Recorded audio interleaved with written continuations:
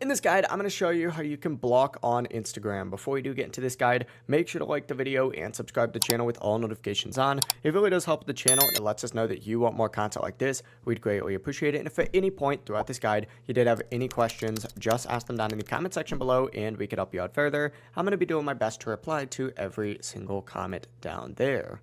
Now, first things first, open up Instagram and go to whatever profile it is that you want to block. Let's just find someone real quickly.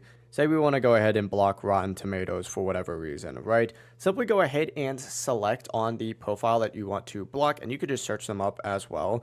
Go to their profile page, and once you're on their profile page, tap the three dots up in the top right corner, and you're going to see a block option on here. Simply go ahead and hit block, and then you can confirm it by hitting block again. You can also block and report if maybe they're doing something that is reportable and could obviously be bannable as well. But as long as you confirm and hit block one more time, you will be good to go. I'm actually not going to block Rotten Tomatoes because why would I actually do that?